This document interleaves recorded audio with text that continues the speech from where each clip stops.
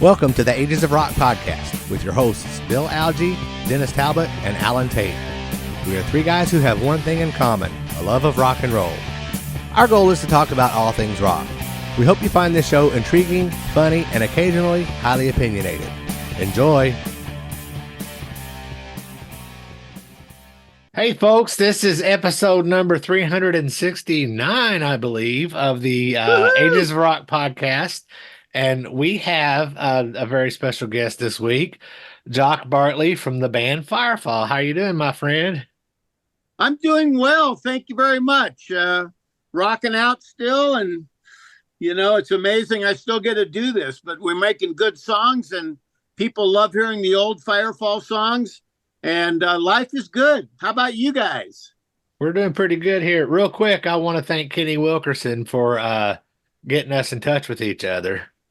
So, yeah, Kenny's been on, he's from Nova Rex, and he's been on our show several times. And I think someone in your band, or a current member of your band, maybe. John Bisaha, probably. That's it. I don't know how to pronounce his last name, so thank you. Bisaha. Mr. Bisaha has been on our show as well. Cool. So you have recently released a new album. Yes, indeed. And, you know, Firefall's first album came out in 1976. And Rick Roberts and Larry Burnett wrote all of our songs. And we had 3 or 4 really great albums that went gold and platinum. And we got to tour with all the best bands of the 70s. And, you know, it was really a charmed thing. And who knew that in the 80s, where, you know, kind of dropped off in music, the music genres that people were listening to and buying, you know, changed. And in the 90s came, and classic rock came out in the late 80s or 90s, because people of our age group, you know, got sick of what was on the radio, and they wanted to listen back to the late 60s and 70s with all the great bands from those times. And Firefall is really fortunate, and it's just wonderful to have played a small role in that, in the 70s music. But anyway, I guess where I was going with that was that unbelievable that here in 2024, we're making another new album, and, you know, and it's doing really well. It's been out for about 6 months, and it's a really great concept album. And we're doing other new recordings that'll be out later in the year. So, yay. That's great. You can't keep an old guy down, can you? Sometimes. Well, the good thing is too, Jock, I just was looking on YouTube today and caught there's a recording of a concert that was done back in November in Colorado somewhere, I think. And it's playing all the hits and everything. And I'll tell you what, you guys you got it. Sound great musician wise, Ship. And unlike a lot of the bands that have been around since the 70s, the vocals, you know, a lot of times don't quite make it. And you guys are still sounding great. Well, you know, that's interesting, because the number one thing Firefall's got going for us from the 70s was how great the songs were and how memorable the songwriting was. And then, of course, the singing. We were always a really great vocal band. And yeah, the older you get, you know, I can think of 4 or 5 bands that have lead singers that can barely sing now. And, you know, I'm the lead guitar player in Firefall, and I sing. But a year and a half ago or 2 years ago, Mark Andes, the bass player from Firefall and Spirit and JoJo Gunn and Heart, and, you know, Mark retired. And our sax flute player, the late, great David Muse from Clearwater, he died from cancer about 3 years ago. And suddenly I needed to get a new vocalist and a new bass player, and was turned on to John Bisaha, who's also the lead singer of the Babies now. And fortunately for Firefall, they're not working hardly at all. And John Bisaha and Steve and Weinmeister are my two lead vocalists, and they are just fantastic. They are so good. And not only this new album, Friends and Family, shows that, but the one before that, the vocals, and particularly live, I think we're as good live as we've been in 30 or 40 years with this lineup. Yeah, after watching that video, I do agree on that. I think it, and I was watching you guys too on stage. You guys are having fun. You see the looks in everybody's faces. Everybody's having a good time. You're laughing. You know, nobody looks like they're not having fun on stage, and that's right. Really good. And that actually sometimes that by itself goes across more to a crowd who's paid a lot of money to come see you play, is you're having fun up there and you enjoy this. And for me, I know how damn lucky I am to have, 30 years ago, I realized once the dust settled 35 years ago or something, that I pretty much owned the name of the band and could keep it going if I wanted to. And the songs were so good that I thought, well, let's keep it going. And that was the right choice because, we still hear today from people in the audience or at a meet and greet or something about, oh, you don't know how much your song, Just Remember I Love You, means to my husband and I, or You Are the Woman, or some of these other songs. And, and when you play live, you got to be able to pull off your vocals. And unfortunately, there are some 70s rock bands who are sporting the lead singer, by gosh, and he can't sing that great anymore. So we're really fortunate. And I got two young bloods. Well, they're in the 50s and 60s, but man, they sing great. And it was such a pleasure making an album with them.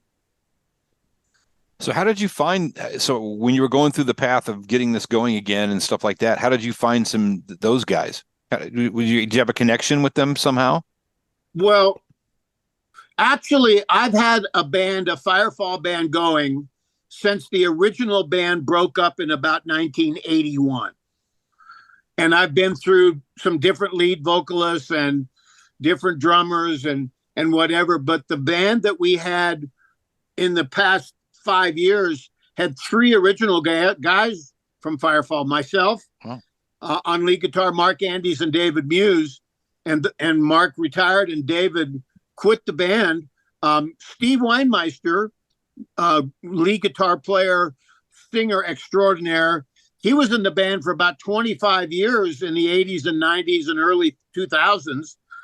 And then he left, but he came back. And then we found John Bisaha, our manager, also does work with John and his other band, the Babies. And, the Babies were great, and, John Waite, and John Bisaha is such a great singer that, and I know that you got to be up there really pulling it off and doing well on stage because, tickets are so, expensive these days. And, people expect to hear the songs that they want to hear sounding like they're supposed to.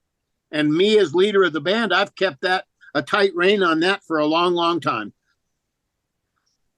Yeah, I think that's by that video. I could tell that is said. You got a really good, like even your guitar sounded. You got a really good, clean type, but still distorted. Because I saw you had a kind of a bluish Paul Reed Smith you were playing, and then you had it going through. Looked like a larger Fender. I don't know which one model or it was. Or smaller. Yeah. I was really lucky. In the 70s. In Boulder, Colorado, as I was developing my sound and playing in other bands. And I fell into replacing Tommy Bolin in the Boulder band Zephyr, and then out of the blue, I fell into Graham Parsons, Emmylou Harris, and the Fallen Angels, and which was strange because I wasn't a country picker at all. And of course, James Burton played all those great country licks on the Graham Parsons albums. But I developed my own style and sound, and it's really kind of a melodic, answer the vocal back, don't step on anybody's toes.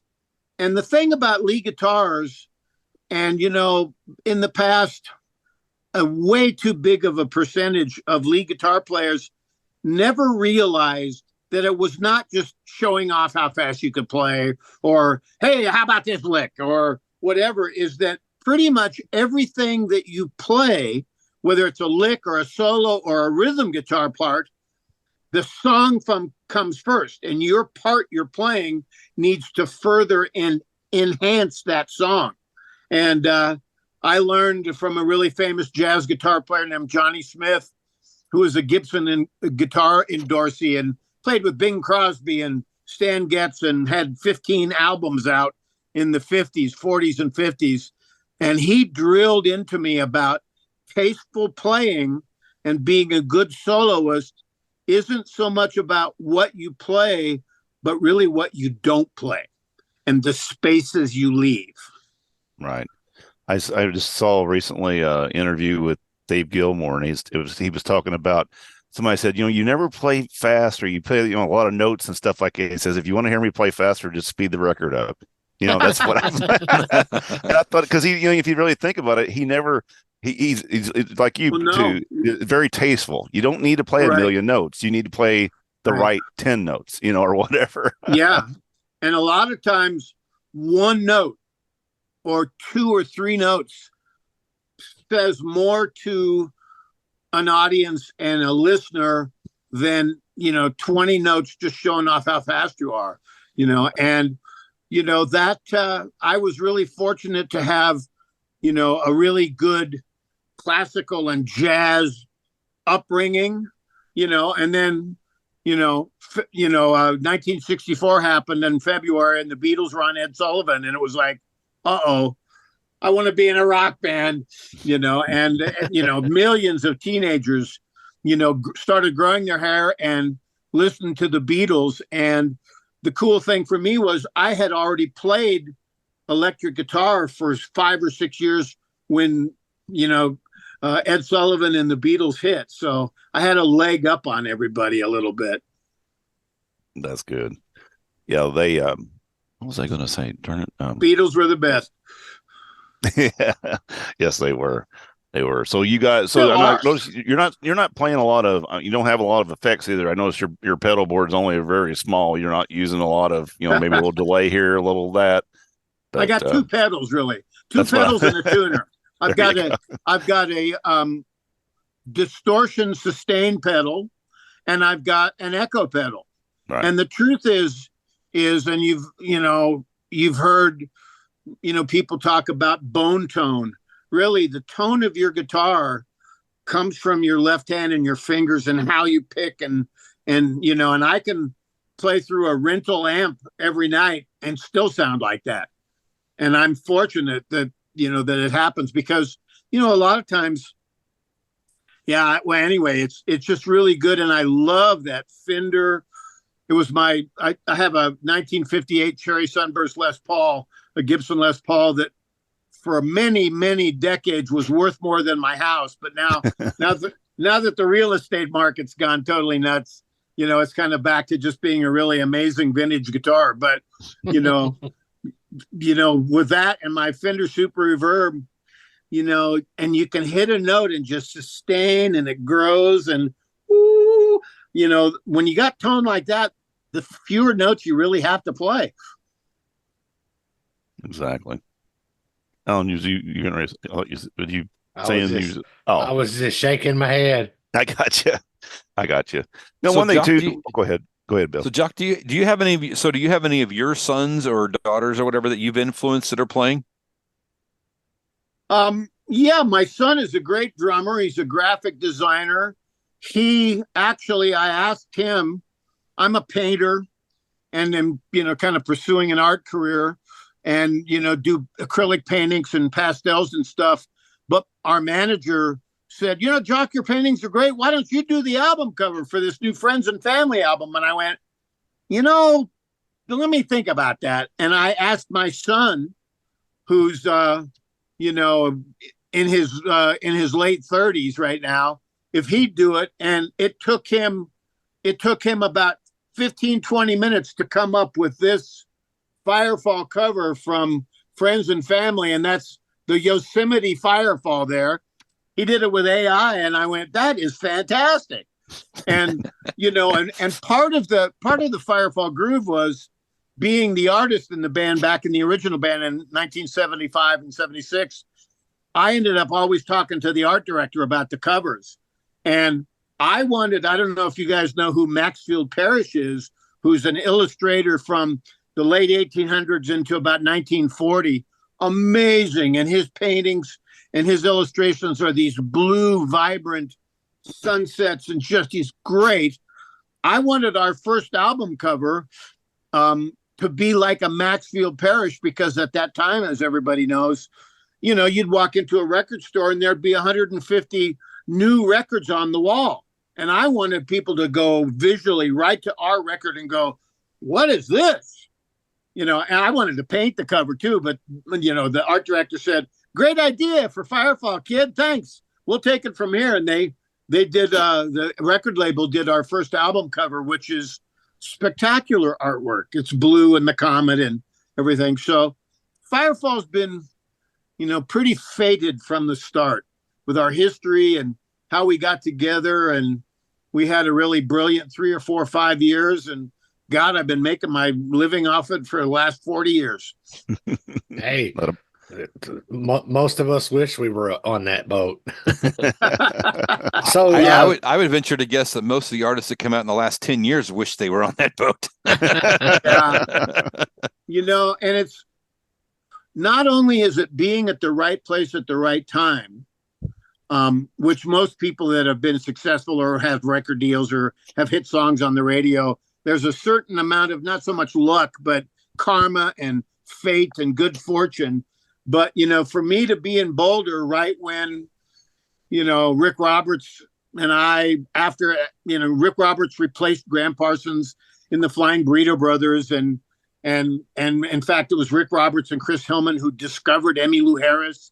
And then suddenly I fall into Graham Parsons and Emmylou Harris's touring band. And I meet Rick Roberts in New York City. And we went, you live in Boulder? I live in Boulder too. We should get together. And it took us about 3 or 4 months to get together back in Boulder. And by that time, Graham Parsons had died, unfortunately. And Rick and I got together, and it was feeling great from the start. Mark Andes, who was in the Vanguard from L.A., who got, rock stars that were sick of living in L.A., that moved to the mountains above Boulder, Colorado, that the number of those musicians included Stephen Stills, Chris Hillman, Richie Fury, Joe Walsh, Dan Fogelberg, Carl Wilson from the Beach Boys. All of these rock stars moved to Boulder, where I was living and trying to get in a band. And suddenly I met Rick Roberts and Mark Andes got in it, and suddenly it felt like a band. And this is a cool story, gentlemen. Rick Roberts said, I know this guy, Larry Burnett, in Washington, D.C., who writes great songs and sings great. You want to hear a song of his? And Mark and I go, yeah, sure. This was, of course, a decade before cassette tapes had been invented. So he puts on this reel-to-reel tape, and the first song we hear of Larry's is Cinderella. And we went, oh, my God, get him out here. And the end of this story is, on our first week of Firefall, we didn't have a name for the band yet. We didn't have any gigs. We had Rick Roberts and Larry Burnett as singer-songwriters, Mark Andes on bass, me on lead guitar. It was about a month or two before Michael Clark from the Byrds, the drummer, joined the band, came out and joined the band. But on our first week of rehearsal, we had 25 original songs to work out from Rick and Larry. Unheard of. Wow. Because when you form a band, you don't know what you're going to sound like, or, hey, what are we going to play? And we had all of those songs to work out. And the songs were so good that about 4 or 5 of them, a year and a half later, when we got our first record deal, they were on. We learned those in the first week of practice. Mexico, It Doesn't Matter, Cinderella, Livin' Ain't Livin'. It was like, boy, the songs were the key to Firefall, I think. And then the synergy of the musicians, my lead playing, David Muse's flute and sax, etc. No, it works out. And like I said, it's all about the song, Absolutely. and it helped you guys too. The fact of the resurgence of the so-called yacht rock. I mean, you see a list of like the top 20, 30, yacht rock songs. You guys are Right. always in there. I mean, those songs they have remained and stayed staples of that genre. Right. It's And interesting to be on Facebook and see somebody's post that it gets into this huge heated argument about this Yacht or song. not. That's not a yacht rock. Oh God, that's not yacht rock. It's like, well, you guys argue about that. I just, it is nice having a few songs that people think are yacht rock. And I'll tell you what, we've been doing a lot of touring with the Yacht Rock All Stars or something, and there'll be 4 or 5 bands that go out right, and play their hits, and then that's it. It's great. Yeah, yeah. I think what they call yacht rock now really was AM gold in the 70s. right, So Yep. Right. Yeah. Well, in the 70s, a lot of people that are younger than us don't realize that it was AM radio and FM radio. yep. And Firefall was lucky to have a You Are the Woman or a Just Remember I Love You that was top 10 in AM radio. In fact, You Are the Woman got to be #1 on Billboard on the easy listening charts. But we also had Mexico, Cinderella, a lot of these songs that were on FM radio. So we had the best of both worlds, FM and AM. That's Cool. awesome. And like I Cool. say, you guys are a unique band in a way that not every band. I know that I can only name a handful, like say Marshall Tucker, and a few things like that. Who incorporate a flute in your music, Right. in a rock song, and it's great. I mean, it sounds awesome. Like I said, just watching that video of you guys the other day, your instrumentals during the songs, you're making the songs longer or whatever, doing your like little solos and stuff. Right. But the band itself, I mean, you guys are tight. Well, while Really, we're really. talking about Really good musicians. The soloist, the Who solo, myself, and now Jim Waddell on sax and flute and keyboards. We get the biggest standing ovation every night after his flute solo in Strange Way, which is our next to last song. And I mean, crowds go nuts because, I won't name any names, but there are 70s bands that pretty much go up and play the song like it is on the record, and they don't stretch out and they never take long solos, or the guitar players are always playing the exact identical, licks from the 70s. And to me, you got to do that. And believe me, as a band leader, I've kept You Are the Woman and Cinderella and Just Remember I Love You sounding like they're supposed to, and I played the solo on You Are the Woman, for 40 years without changing it at all, but we also can stretch out and go new places and let the musicianship take over a little bit. And, and audiences just love that. Yeah, that's cool. I'm sorry, Alan, you were getting ready to say something. We jumped all over. I'm just going to jump back to the new album. Sure. Yay! You say the album is called Friends and Family. What inspired the name of the album, and what inspired you to actually record the album? This is really great.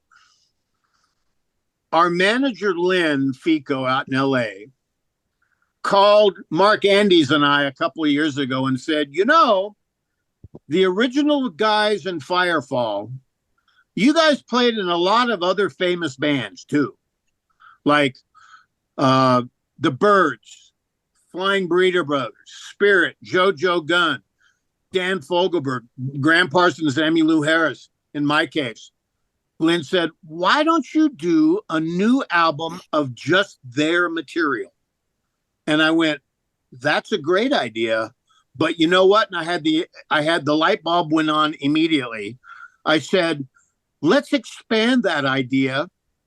Because in 1976, when our first album came out and hit it so big, and the album went gold within 3 months, and we were touring with everybody, I said, we toured around with and got to be pretty good friends with a lot of bands like the Doobie Brothers, Loggins of Messina, Fleetwood Mac, Lynyrd Skynyrd, Marshall Tucker, Chicago, all these bands. Let's do, yeah, baby. Love it. That Doobie Brothers was the one that we toured with Michael McDonald and Skunk Baxter, and sometimes the Memphis Horns.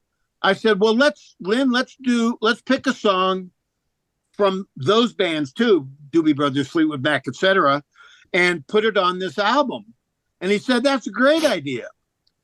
As soon as he said that, I started realizing how much of a responsibility that is, because what we did on this record, Friends and Family, was we did it lovingly, respectfully, and honored not only those bands and the songs that they did and got hits with, like the Doobie Brothers or Fleetwood Mac or Loggins and Messina, but also we were honoring the late 60s and the mid 70s, which is a decade or more of music that will never happen again. Never, ever will there be another 70s for the variety and quality of albums being made by bands who felt free to do what they wanted to do, you know? And in the 80s, everything changed, and, you know, record labels got the iron fist out and they started dictating what you should sound like. And we don't like that one song or whatever. But in the 70s, you know, the Eagles, Dan Fogelberg, Little River Band, Little Feat, the band with Robbie Robertson and Levon Helm, we got to open for the band for their last tour. Wow. And for me, one of my best memories, I wish I had a damn camera then, was sitting after we'd play our little 35 or 40-minute set, the band would come on, and this was in their last year. And we toured with them their last tour, and then they went out to California and made the movie The Last Waltz. So they were on that was the end for them. Every night I would sit behind the curtain, probably 10 or 12 feet away from Levon Helm playing drums and singing. And there's Garth Hudson, and there's the band being one of the best American groups ever, you know. Wow. So Firefall hit it at a great time. We had really wonderful songs. And this new Friends and Family album was an opportunity for me and Firefall and what we sound like to really do justice to and try to play songs by other groups in a really respectful and loving manner.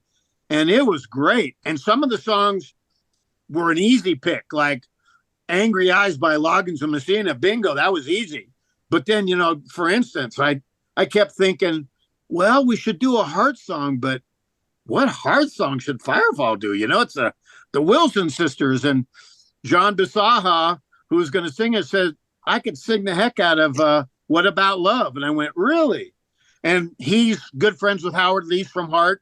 I'm good friends with Howard Leese from Heart. And Howard's been playing with Bad Company for the last 10 years, and now he's retired too.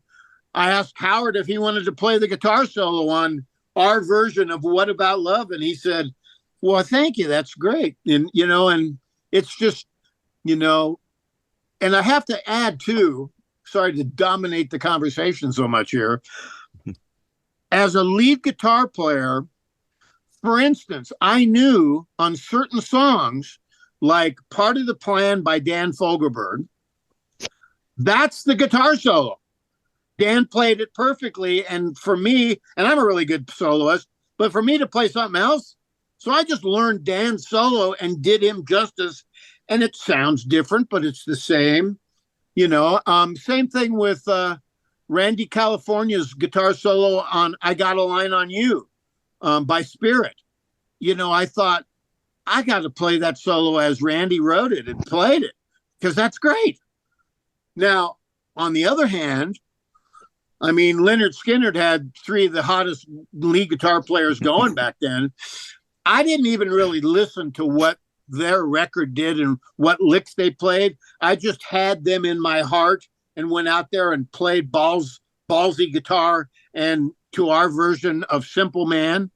And it really sounds great, and I'm really happy, but I really had them in my gut and my heart when I was playing that. Same thing with on Can't You See by Marshall Tucker.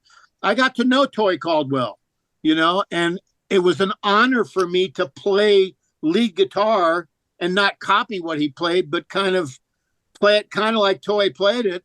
And what an honor to be able to be in a position to do that kind of stuff. Yeah, I'm looking through the thing right now. The set list are on this. It's really good. I'll have to pick that up. definitely going to Oh, pick you that up. haven't heard it yet? No, I have not heard this yet. Oh my gosh. I've got a lot. I've got a bunch of the older albums. I was just going through when Alan said you were coming on. I didn't realize you had this out. Oh, So you'll and you you'll know sell what? another album now. But it was so great. And I'll tell you what, and we did, for instance, you know, I didn't know we got to tour with Fleetwood Mac during the Rumors tour. The White Album first, we toured with them a lot.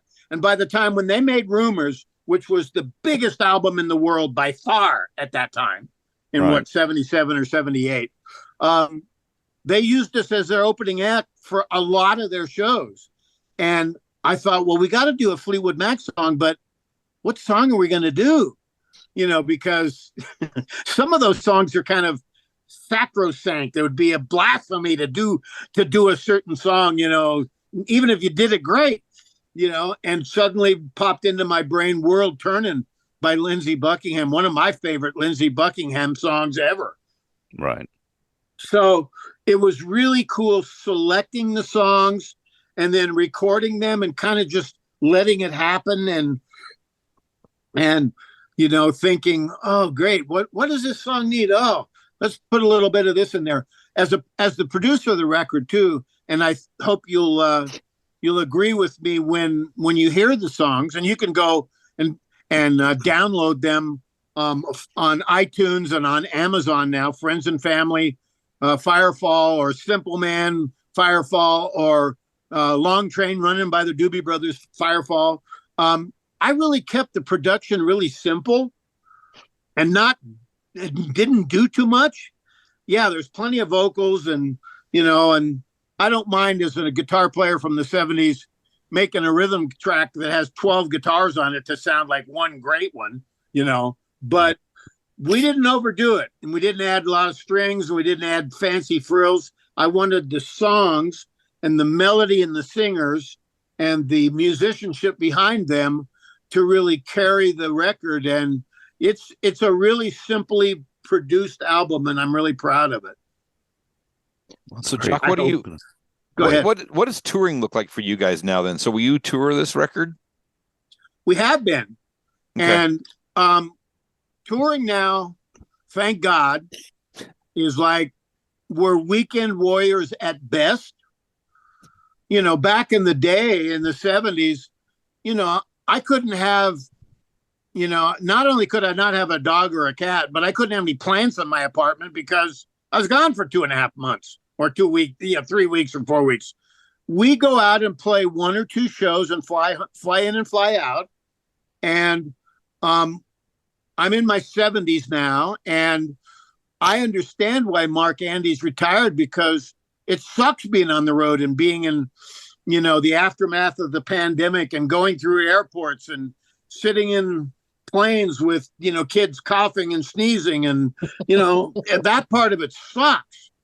But the hour or 90 minutes or however long we get to play on stage in front of a crowd of people that really appreciate those songs, that's the reason I'm still doing it, for sure.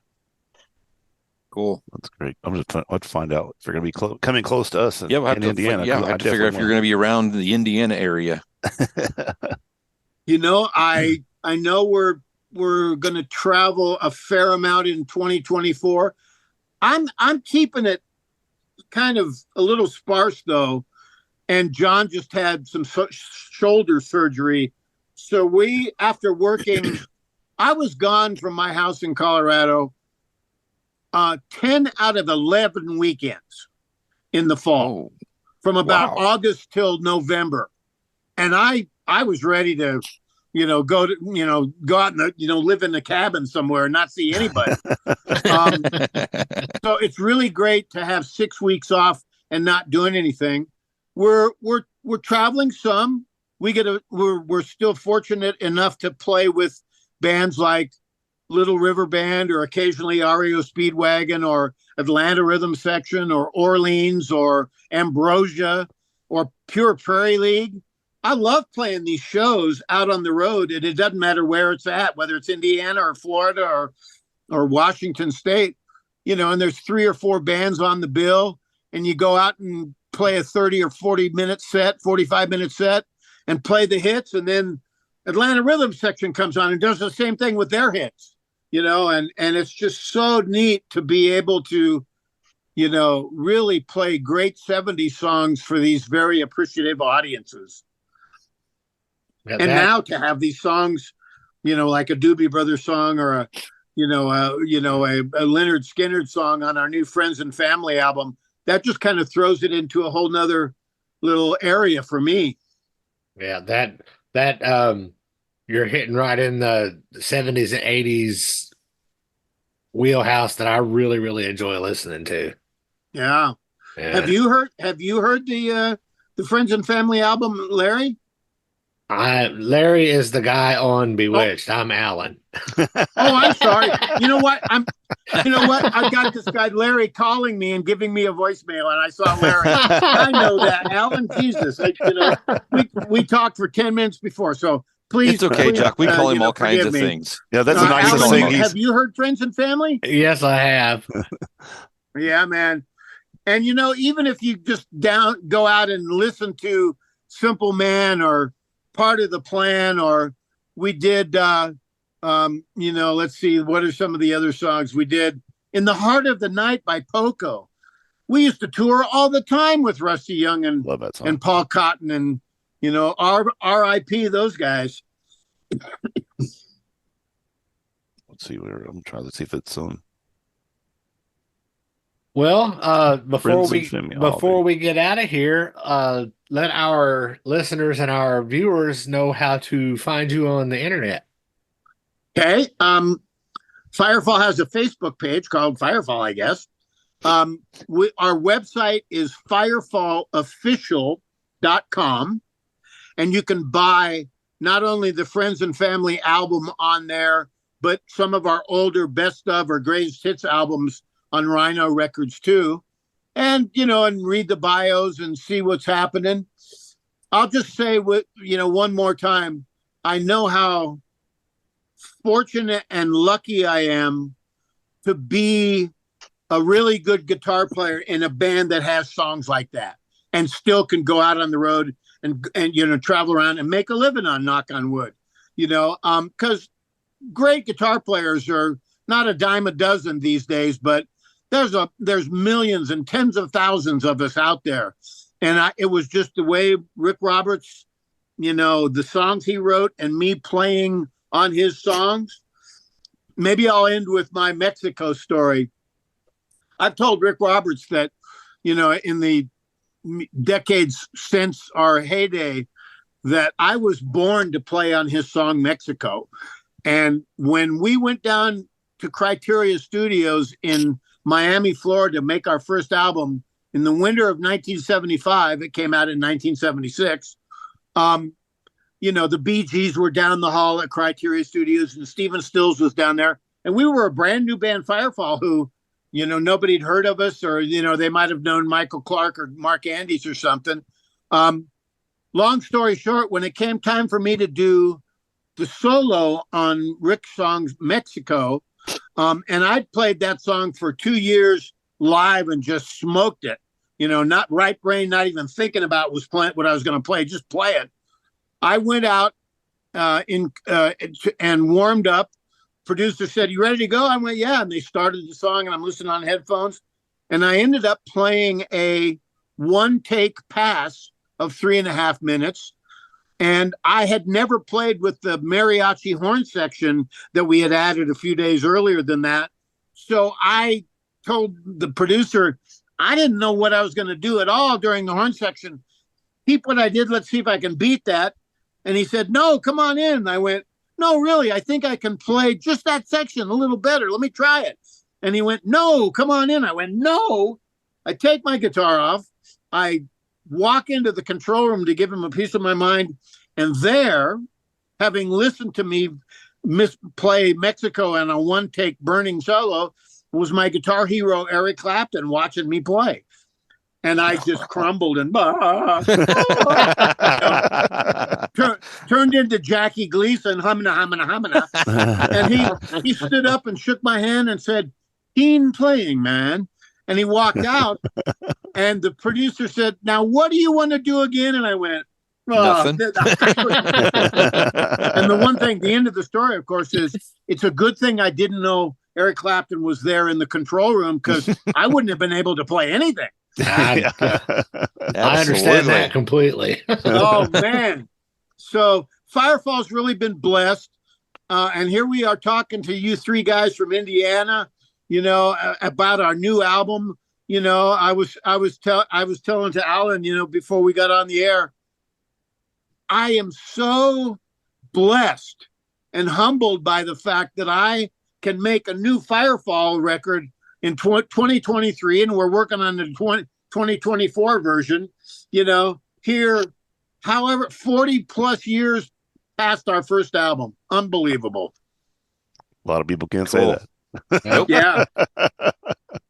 And do it well. Man, well, you guys are great, and it's been really fun talking to you, and thanks for having me on. Well, thank we you. appreciate you coming on. Thanks again to Kenny Wilkerson for connecting us. Visit firefallofficial.com and find their social media links. Visit agesofrock.com and find our social media links and past episodes. And until the next time, peace out.